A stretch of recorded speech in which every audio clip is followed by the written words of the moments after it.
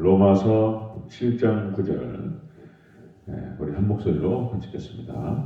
시작. 전에 율법을 깨닫지 못했을 때에는 내가 살았더니 계명이 이름에 죄는 살아나고 나는 죽었도다. 아멘. 인사합니다. 오직 예수님, 예수님의 은혜와 평강이 넘치시기를 축원합니다. 아멘.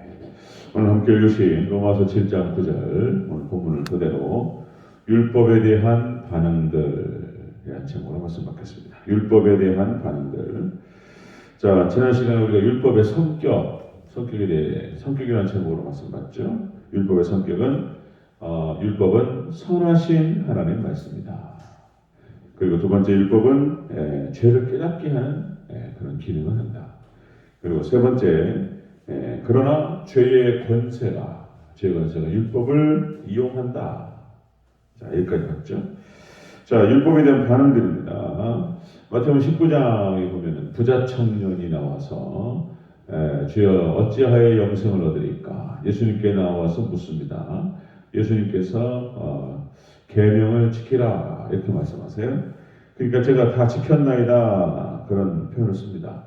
그러니까 예수님께서 네 소유를 다 팔아서 가난한 사람들에게 나눠주고 너는 나를 쫓으라 이렇게 말씀하셨어요. 근심하여 떠났다 이렇게 기록되고 있죠.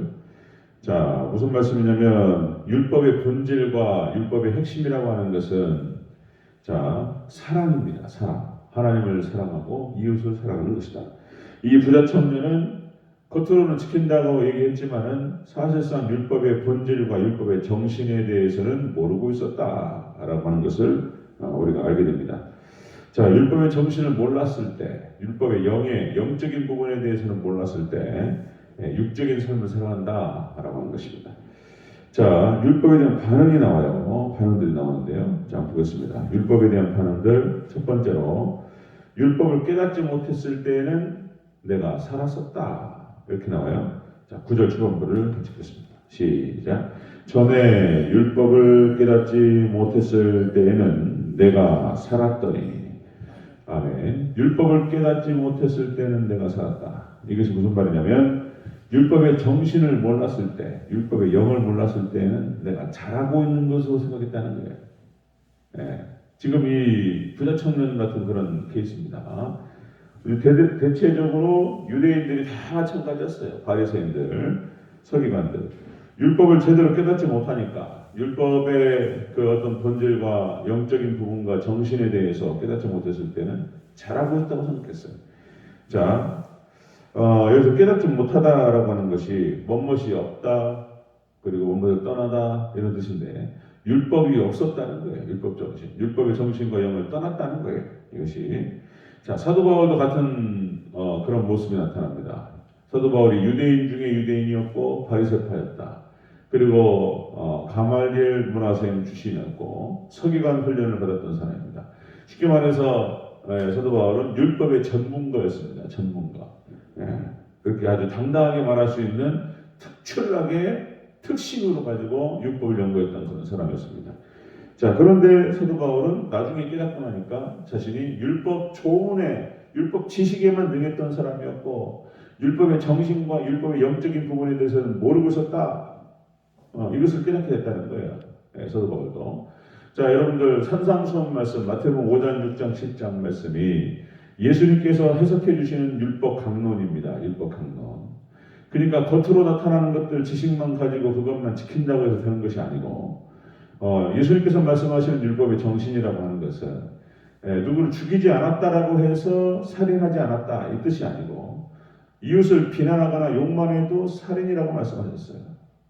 정신이 없는 거예요. 정신과 영이 없다는 거.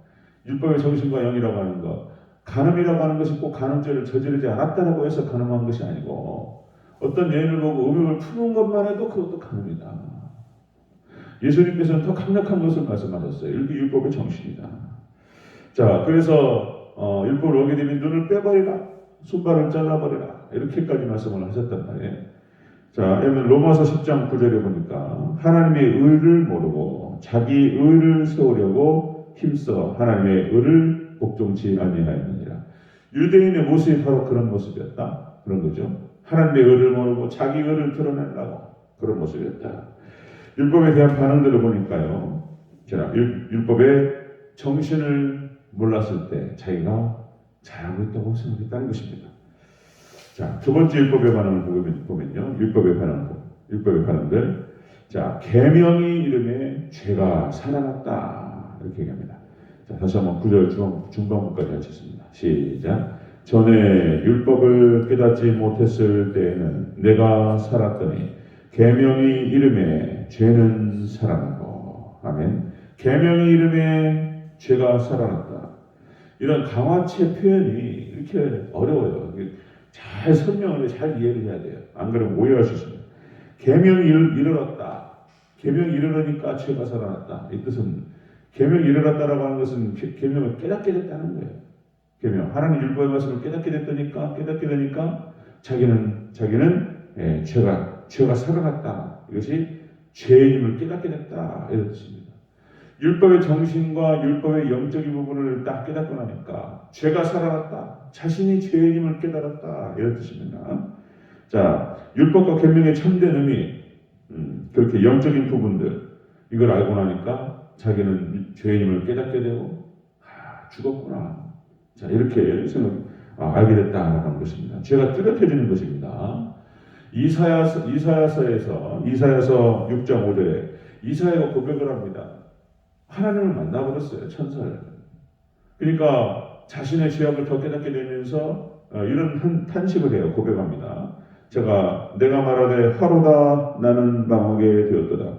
나는 입술이 부정한 사람이요 나는 입술이 부정한 백성 중에 거하면서 만군의 여호와의 신 왕을 배웠습니다.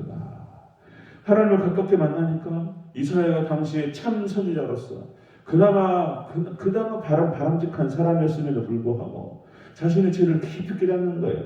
하나님을 만나니까 이런 반응이 나타나는 것입니다. 유대인들이 자신들은 잘하고 있었다고 생각했습니다. 일주일에 2번을 금식을 하고 그리고 11조를 들여서 가난한 사람들에게 나눠주고 자신들은 잘하고 있었다고 생각했어요. 그런데 예수님께서 딱 나타나시니까 자신 바리새인과 서기관들의 자신의 죄악상이 그대로 드러났습니다. 예수님 딱 나타나시니까 그냥 무너져 버리는 거예요. 그냥 무너져 버렸다. 자신의 철저한 모순과 죄악이 드러나죠. 유대인들, 바리새인들 얼마나 자신들이 교활하고 악랄한 사람들인가, 그죠? 뒤에서 수군거리고 음모를 꾸미고 함정과 얼물을 파고, 그죠? 이런 모습들을 막 시기하고 질투하면서 막 어쩔 줄 몰라 하는 그런 바리새인과 서기관들의 모습이 딱 드러나는 것입니다. 예수님 딱 나타나시니까 그냥 완벽하신 하나님 딱 나타나시니까 딱 드러나 버려요. 자, 율법에 대한 반응들을 보면 그렇습니다. 율법을 깨닫지 못했을 때, 율법의 정신과 영을 몰랐을 때는 자신들은 잘하고 있었다고 생각했습니다.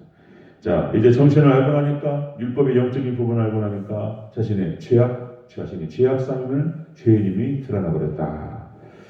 자, 세 번째로 율법에 대한 반응은 이제 나는 죽었구나. 이것을 깨닫게 됩니다. 자, 다시 한번 9절 전체적으로 같이 읽겠습니다. 시작. 전에 율법을 깨닫지 못했을 때에는 내가 살았더니 계명이 이름에 죄는 살아나고 나는 죽었도다. 아멘. 자, 죄가 살아나고 죄를 깨닫게 되고 나는 죽었도다. 자신의 절망적인 상태를 깨닫게 됩니다. 절망해. 오호라 나는 곤고한 자로다. 이 사방의 몸에서 누가 나를 건져내랴. 죽었도다. 자, 이것은 이제 영적인 죽음과 육적인 죽음 전체적인 것을 말하는 것입니다. 자신의 절망적인 상태, 이제 죽을 수밖에 없는 그런 상태를 깨닫게 된다. 자, 기독교의 구원이라고 하는 것은 우리가 성경에서 말하는 구원이라고 하는 것은 이렇게 자신의 절망적인 상태를 깊이 깨닫는 것이 가장 우선이다. 그것이 율법의 목적과 기능이다. 7장 전체의 목적이 율법의 기능과 한계에 대해서 드러내는 것이 7장의 주제입니다. 우리가 서두에서도 말씀드렸듯이 7장의 주제는 율법의 기능과 한계, 율법은 구원의 목적이 아니었다. 이것을 지금 7장에서 얘기하는 것입니다. 자, 그래서 이렇게 자신이 철저히 절망적인 상태를 깨닫는 것이 중요하다는 거예요. 이것도. 그래야지 예수님께로 나간다는 것입니다. 예수님께로. 자신의 희망 없는 상태. 자, 사도 바울이 깨달은 것이 바로 그것이었습니다. 아, 나는 죽었구나. 지금 이 사도 바울의 고백도 들어가 있는 거예요. 7장에. 그러니까 자신의 절망적인 상태를 깨닫게 되고 오직 하나님의 은혜만이, 예수님의 사랑과 예수님의 은혜만이 자신을 구원할 수 있다. 오직 믿음으로만, 오직 예수님과 연합됨으로만 구원받을 수 있구나. 이거를 깨달았다는 거예요. 이거를. 여러분들 기쁜 깨달음이 있으시기를 주의 이름으로 축원합니다. 예수님을 만나고 예수님을 믿고 예수님과 연합되는 것 외에는 자신은 소망이 없는 존재다. 이걸 깨달았다는 것입니다. 자, 율법에 대한 반응들이 구절에 나타납니다. 그렇게 율법의 영적인 부분을 깨닫지 못했을 때에는 자신은 잘하고 있었다, 괜찮다고 생각했는데 이제 율법의 그 정신과 의미를 딱 깨닫고 나니까 이제 자신이 죄인임을 깨닫게 되고 그리고 자신의 절망적인 상태를 알게 됐다라고 하는 것입니다. 자, 여러분들 율법은 목적이 바로 그것이다. 율법의 목적은 자신이 죄인임을 깨닫게 되고 예수님께로 나아가게 되는 것인 줄로 믿습니다. 이 율법의 목적이었다.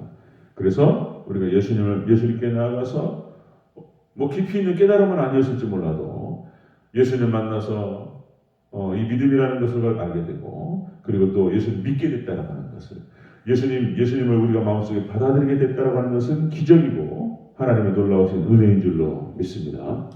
여러분들 이것만 있으면 되는 거예요. 예수님과 이 믿음으로 예수님과 연합됨으로 말미암아서 우리 성경 하나님 말씀에서 약속하는 그 예수님의 은혜와 평강 이것이 참된 은혜와 평강입니다. 귀하신 은혜가 있기를 주의 이름으로 축원합니다. 아멘. 기도하겠습니다.